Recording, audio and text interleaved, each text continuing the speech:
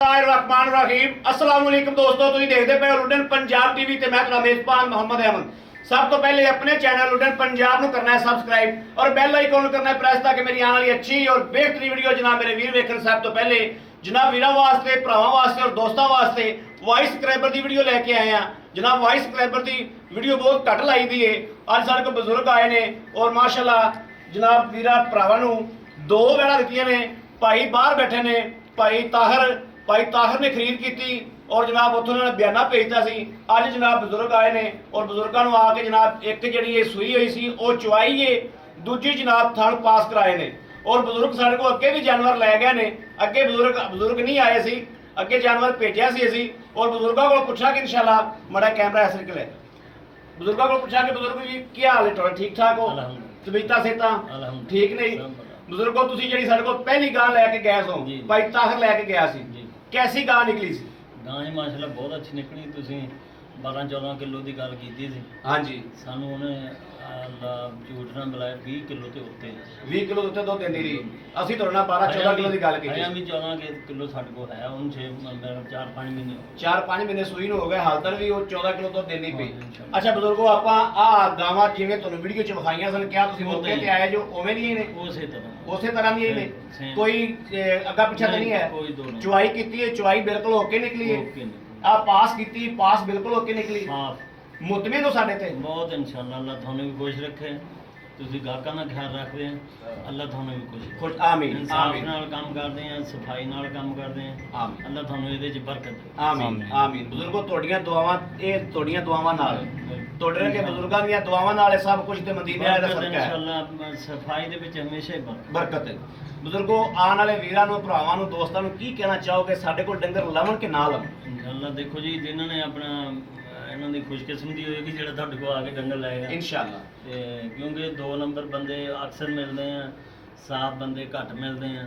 सही गल ते इस करके तुसीं, मैं तो यही तुहानूं कहांगा तमाम अपने गाहकां नूं कि जेड़े भी हैं वो आके अपने इन्हां कोल भाई अहमद नाल कंटैक्ट करन जी बिल्कुल और अपना सही मामला जानवर ठीक हो। बड़ी मेहरबानी बजुर्गो, बड़ी मेहरबानी।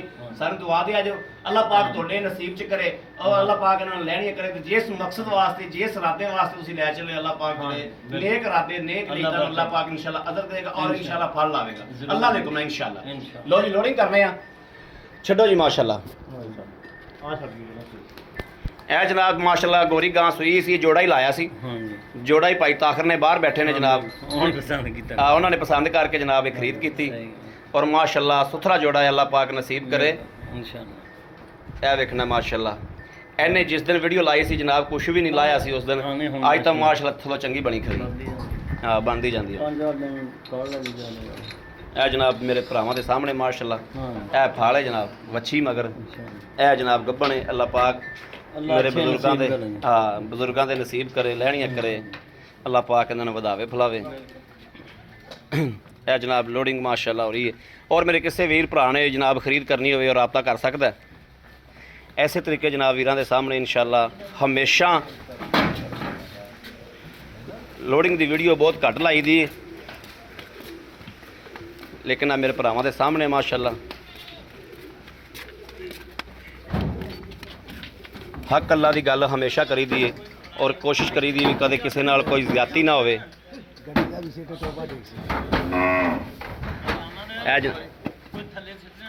है जी प्राई पाती सारा कुछ पाती। ए जनाब गड्डी वेखनी कि टोबा टैक्स सिंह तो आई है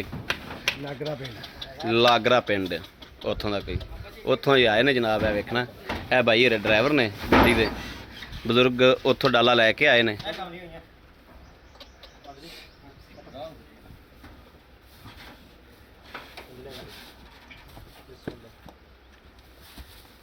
है जनाब वेखना माशाअल्लाह, बिस्मिल्लाह माशाअल्लाह माशाअल्लाह माशाअल्लाह माशाअल्लाह माशाअल्लाह। लो जी मेरे वीरों के सामने माशाअल्लाह दोवें गावां लोड हो गई ने।